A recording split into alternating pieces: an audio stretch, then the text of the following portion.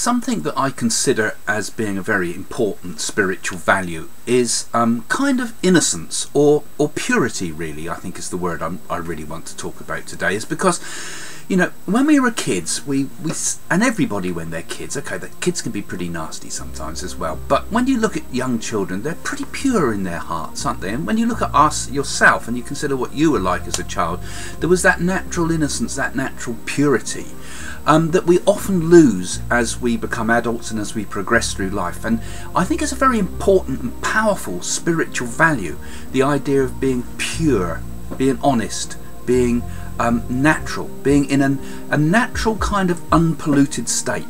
Because the human soul, the human condition in its absolute state, I think, is completely unpolluted. It's innocent like a child, you know. And I think there's a natural call in all of us to return to that natural state of innocence. I mean, if you've read the poems of, for example, William Blake, I mean, he talks about that the human condition goes through experience, has experience, and then returns from innocence through experience and back to innocence again. Tremendous philosophy that he had behind his ideas, and working independently of any other philosophical system that taught these things. So in our lives, you know, the problem is with purity. We say the word purity, and immediately my brain goes, "Thou shalt not," you know, conditioning, and all these dreadful negative connotations. So I hope I don't distract you in that way. I'm trying to talk about, you know, just naturally finding our natural state. And that with our spiritual work, we can purify ourselves both internally with the spiritual work we do, and perhaps also externally in our actions and the things we do, and maybe even the things that the food we eat and things like that. So the purification of thought is important, because I mean, one of the things we do is thoughts are things. So if we have a bad thought, it sends out bad thoughts into the world, has tremendous effects.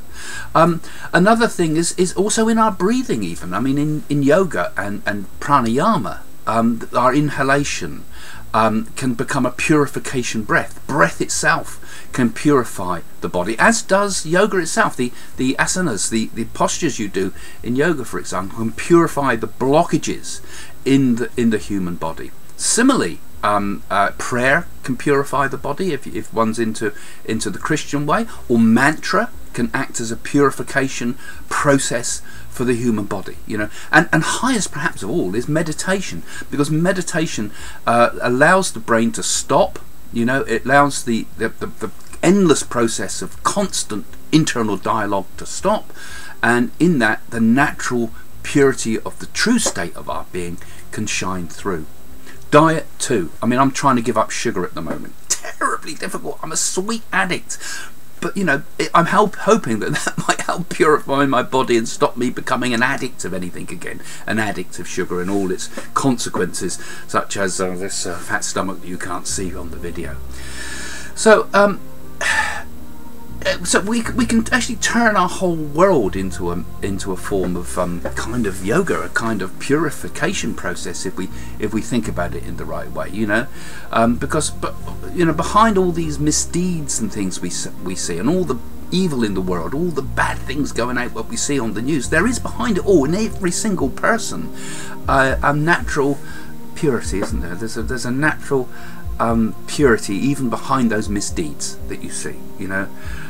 So we perhaps should always try to look for that innocent person, that child that's in the person. We look behind all this ego and all this sham and all this persona and all the fronts that everybody puts on, you know, and the big I ams and I'm important, and look behind and just say we're all kids, you know, we're all basically kids trying to be adults, you know, and look behind it to the purity behind it all.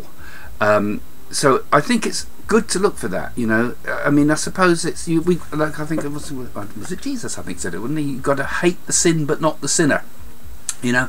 I mean, that's not a bad way of looking at things, whatever faith you come from, because you know, it's not the person itself. Behind all of us is this pure state, that's pure energy. You know, yoga again talks about prana and things like that, that we are this pure energy flowing and prevailing everything, you know. And there was a Hindu teacher, Babaji I think it was, how did he say? He said, every saint has his past and every sinner has a future, right? So when you look at it, the idea of purity again, you know, we let go of the negatives in ourselves and look to the future in ourselves. We can realize again that we are once again pure, perfect beings. We are children at heart, innocent at heart. We are the absolute purity of being, the absolute clarity of pure consciousness. It's all the same thing, and it's a lovely thing. Anyway, that's my thoughts. Is the future set, or can we change it? In my new book, I take a mystical journey to India to do magical remedies that will change my personal destiny. I open a 5,000-year-old secret oracle that tells about what will happen in the future. I meet strange siddha yogis with miraculous powers who show me how to eradicate the karma that drives events. What I discover changes everything. We can all change our destiny, and maybe together we can change the future of the world as well. Start making that change. My new book, Mystic Journey to India, that has now been made into a major international documentary series, is now available on Amazon.